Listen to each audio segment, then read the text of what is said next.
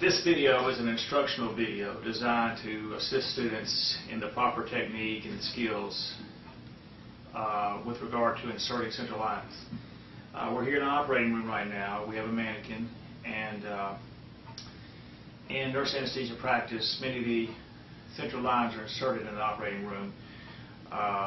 Some are inserted on the floor outside the operating room, but I think the majority of them are probably inserted in the operating room. And that yields a great advantage because you've got folks that are asleep on the table and motionless due to the anesthetic, and you can put them in the proper position and identify landmarks a lot easier potentially than you could if a patient was moving and uncooperative and worried about being stuck and that sort of thing.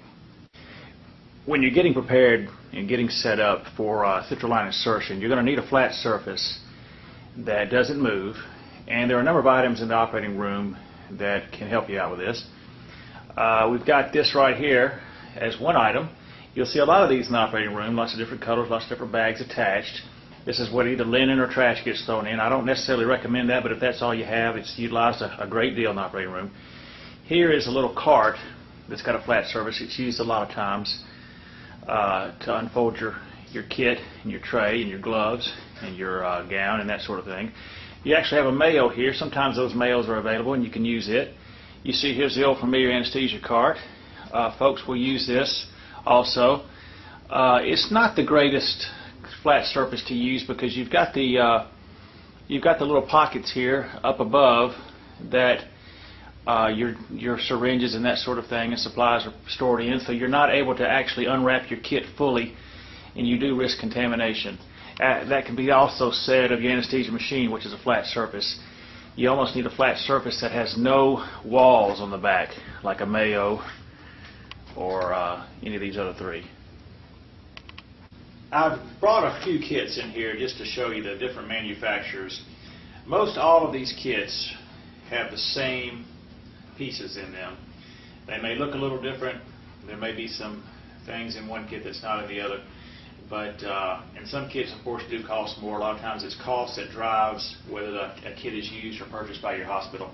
One of the main things, though, I did want to point out is some manufacturers will list the centimeters. And I know this is important because depending on what site, whether you use a subclavian, the right or left, or the right or left IJ, or wherever you place this catheter, you're going to need to know the distance from the insertion site to the junction of the superior vena cava and the right atrium.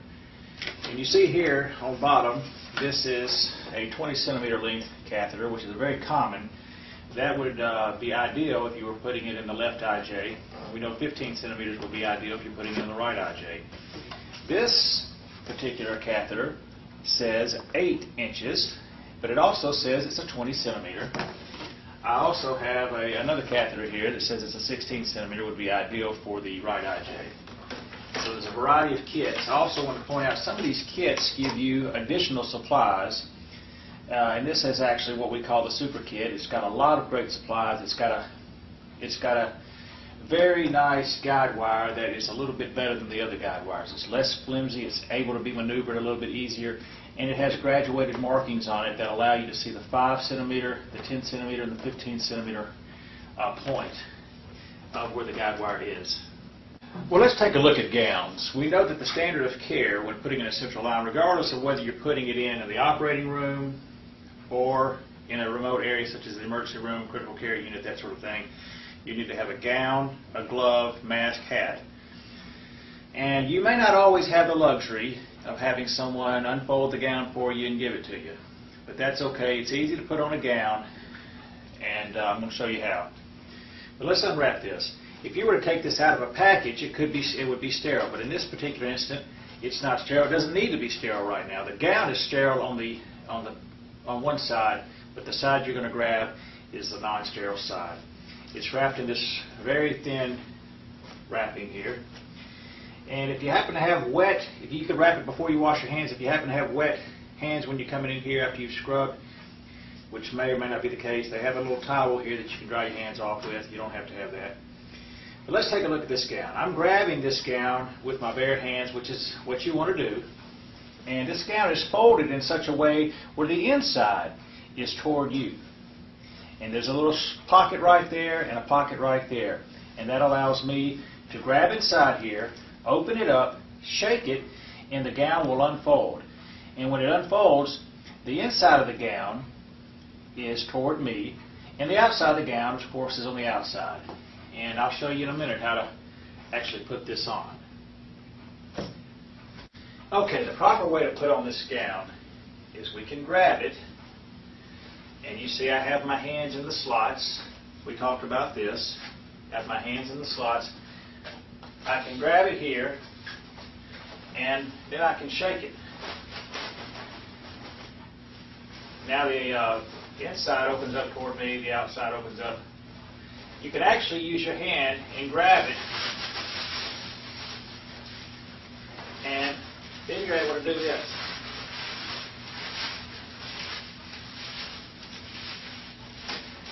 All right. Now I've got my gown on, and I can actually have either someone tie it for me, or what many folks do is they will actually grab it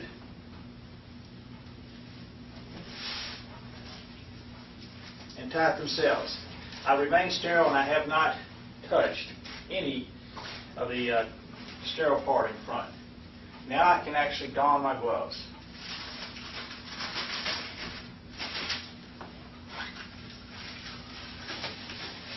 All right, there's my gloves.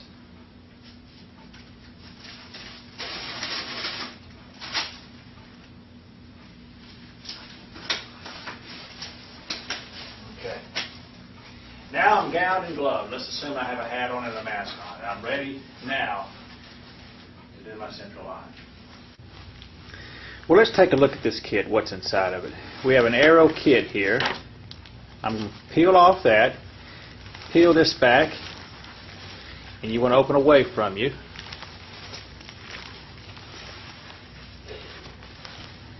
What we have in this kit is a number of things. One of them being, this is what we're going to wipe the skin off with. We've got a very exceptional drape right here. This drape's got an actual backing. It tells you right there what the head is. You're going to be able to put it down on the patient and then be able to unwrap it. I'll show you this in a minute. We've also got a couple of gauze pads that allow us to dab blood once any bleeding may be occurring during the insertion. Here we've got a guide wire.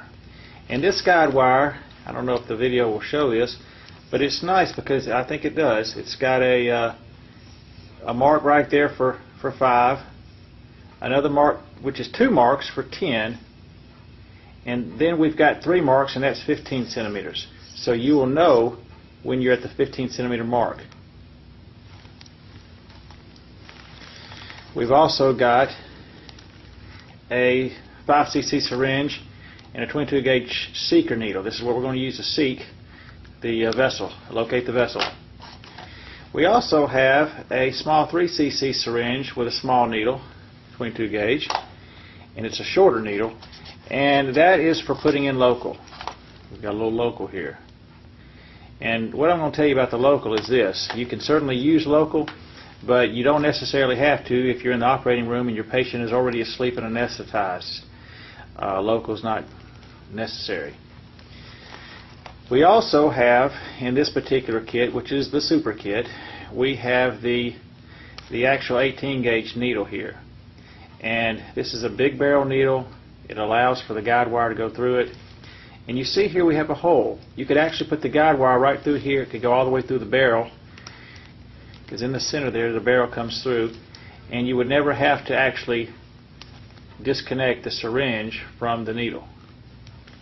The reason we don't seek with this big 18 gauge, if we're doing an IJ and we're seeking around with this, we could inadvertently puncture the carotid artery, and that would be a very bad thing with this needle. It's a bad thing anyway, but it's a bad thing with a big 18 gauge needle as opposed to the smaller seeker needle. We've got a little suture here with a straight needle.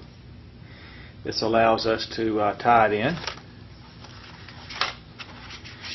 We've also got a little razor here. This allows us to not only cut the suture, but it allows us to puncture the skin before we put the dilator in, the vessel dilator. Here is the vessel dilator. Here is our catheter. And what happens is the catheter comes typically with the cap screwed on. You see, I've already removed in this cap. I've already removed this cap. I've used this kit before.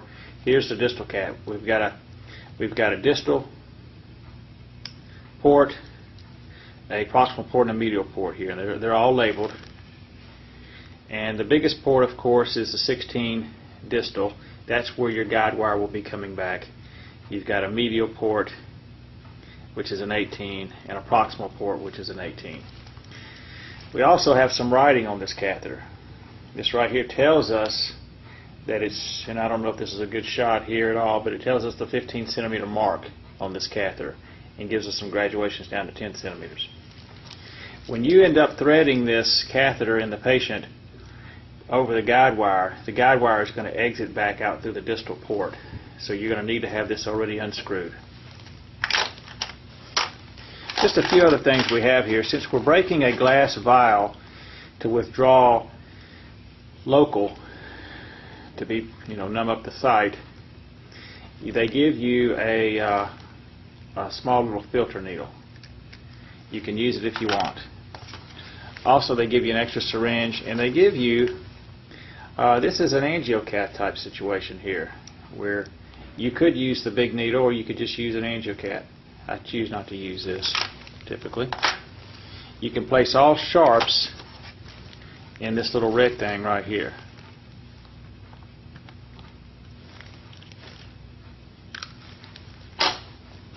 Also, they give you this, and we'll show you this in a minute on the video, but this allows you to,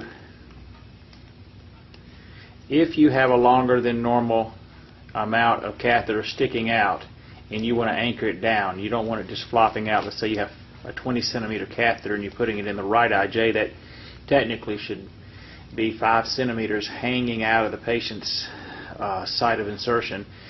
And if you want to tack it down, besides using this, you can use this and tack it down further down here, closer to the site. I want to take a second and show you this picture again. You've seen this picture. It was out of one of your textbooks.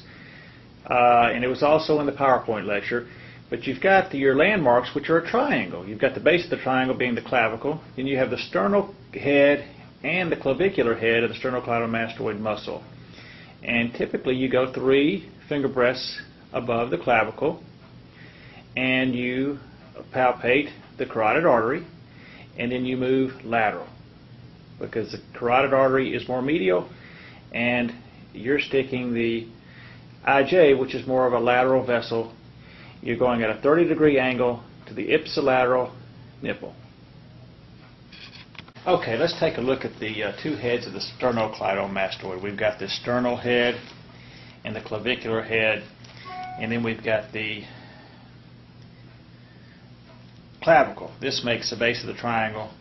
We'll go 3 finger breadths up, palpate the carotid, and this is where we'll stick. Some folks do draw a triangle, but this is a pretty clear landmark here. It's going to be easy for us. We'll be able to palpate the carotid, and I'm palpating this carotid. And if you go down here, I've got an ipsilateral nipple right over here. That will allow me to determine what proper angle I'm going. Okay, prior to me getting gowned and gloved up, you identify your landmarks, which we just did. You're going to open up yourself a prep. It could be this kind of prep, or it could be one of these preps where you just break it and it starts oozing out of the sponge. But at any rate, you're going to work yourself from the inside out. In this particular instance, they give you 2 or 3 of these betadine soap swabs, 3, and you're going to work yourself a nice little prep. Once you do that, then you can, while it's drying, you can go and open your gown and your gloves and put those on and get ready. As soon as they're dry, you can go and get your kit. Here we have a drape, and this drape tells us that the head is up. Got a nice little peel off back. I'm going to take this drape and I'm going to put it down right here. And I'm going to pull this off like this. Move that like that. And in the, let's say for instance you put this down wrong and it's sticky. You can actually pull it up here and put it where you need to. So it's easily moved. Then I'm going to take this, unfold the rest of the drape here, and get this ready. Now I've got me a nice sterile surface. Now some folks will go ahead and pre-flush the catheter with saline before they put it in. You can do that if you want. You don't necessarily have to. Just make sure that each lumen of your catheter is clamped. And after you flush it, make sure that it's clamped and the cap is on tightly. You don't want air to be sucked in. Also, as soon as you do puncture the vessel and get the guide wire in, you don't have to leave the patient in Trendelenburg. You can put them flat. Okay, now we're gloved, gowned, prepped, draped. We're ready to stick. We know where our landmarks are. I'm going to take my seeker needle, have my bevel up, and I'm going to hold it like this. And this allows me to pull back as I'm searching, so that I have a little negative pressure when I do puncture the vessel. Blood will come back through the hub and into the barrel of the syringe, and that'll, of course, let me know that I've got I'm in the vessel. So I'm going to place my hand on the carotid artery and feel its pulsations. I'm going to go at a 30-degree angle, and I'm going to go toward the ipsilateral nipple. At this point, I'm going to hold my hand right here, and I've got the bigger needle. I have got the seeker needle and found the vessel. I'm going to go the exact same angle with the bigger needle as I'm pulling back, and once I go in there and get blood, which I have, I'm going to pull the seeker needle and its syringe out and place it over there on the tray. Now I've got blood. I'm in the vessel, and I've got the bigger needle. I can unscrew the syringe, and typically you're in Trendelenburg, mild Trendelenburg, with the head tilted at a 45-degree angle. So you're going to have some blood come back. If it's bright red, you know you've hit something probably wrong. If it's pulsating back, you know you probably hit something like the carotid.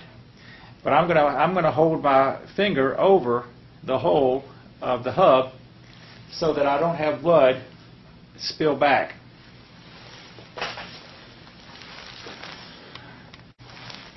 Just a few things about this. If you've got a patient that is in Trendelenburg, if they're in enough Trendelenburg, then this vessel is actually the IJ vessel is going to be below the heart. Very unlikely that you're going to have an entrainment of air pulled into the vascular system, central circulation. Also, if you've got an ET tube down this patient and they're getting positive pressure ventilation, you're going to have positive pressure in the interthoracic cavity rather than negative pressure. So what you're going to be doing is you're going to unscrew your syringe, and you're going to hold your thumb here because you don't want blood just bleeding back out. Some folks would say you're going to hold your thumb here because you don't want it to pull in air. Well, that's true, but it's going to be a little bit more unlikely if you got the patient in Trendelenburg and you're giving them a positive pressure ventilation. So you're going to hold your thumb over here to keep blood from backing, spilling all over the place. Now I've got my thumb on the hub. I'm going to get out my guide wire. And you see this guide wire, we talked about it. It usually has a cap on it. I'm going to pull the cap out. I can maneuver the guide wire on this little guide wire housing with my thumb. I'm going to come in here.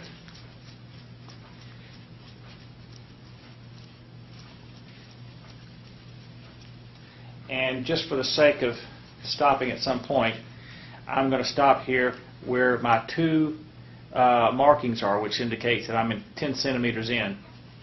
Of course, you would stop sooner if you looked for ectopy and saw that there were ventricular ectopy going on. So at this point, I'm going to pull this back, set my housing down. Now I'm going to pull my wire back. And if you need to, you may have blood oozing from this site. That's why they give you this. Here, I could tap blood that was oozing out. Now I've got me a guide wire. It's in the vessel, and I need to dilate the vessel.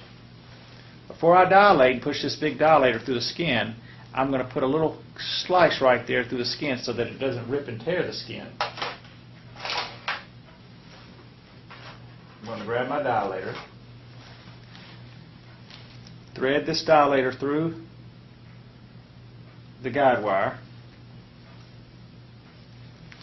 and I'm going to go 2 or 3 times down, 3/4 of the way or all the way to the hub, whichever. But don't force. Any of this stuff you do not force. Pull that out. Now I'm ready for my central line. And you can see here with my central line, I have the distal port cap off. And this is an important thing I want to talk to you about, because the distal port cap, if it was on, it would prevent my guide wire from exiting, and you could potentially, and it has been done before, push the guide wire all the way in and unable to retrieve it. I'm going to unclamp. Okay, now I'm going to push this through, and as I'm feeding my catheter through, you see I'm all the way in. I'm all the way to the site. If my guide wire has not exited out this hub of the distal port, I don't want to continue pulling. I want to come back here and pull a little bit more guide wire out. I don't want to push this catheter in past the site until I have gotten my guide wire where I can hold it here and keep it from being placed into the patient. At this point, I've now got a good grip on it, and I can advance my catheter all the way down to the 15 mark. Of course, if I do see ectopy when I'm advancing my catheter, then I know that I've gone too far and I can withdraw. All right.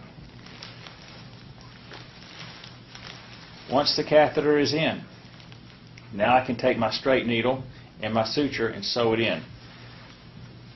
What I wanted to show you earlier was, let's say this is a situation where this is not a 15 centimeter catheter that I'm putting in the right IJ. This is a 20 centimeter catheter. At that point, I would stop about right here, and I'd have a lot of this hanging out. I can either loop this around and suture it in, or I can put this little piece that they gave me here that allows me to anchor it in closer to the site of where the catheter exits through the skin. And that keeps the catheter from pulling out.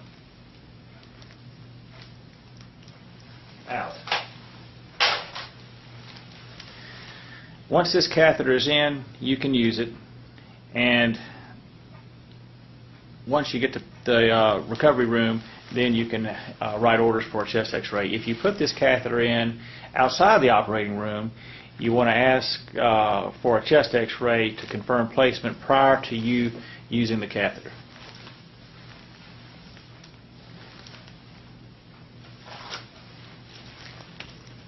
Once this catheter is in, you withdraw,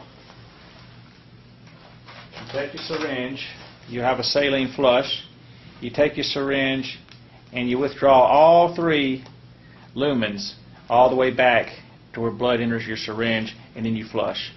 This prevents you from having air come in.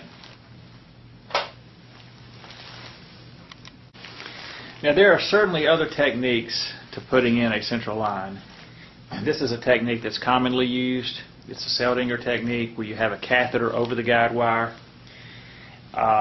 There's going to be some deviations. Sometimes your kit dictates what deviations are occurring, because you may not have specific items in your kit that allow you to do some of the things that we were able to do here.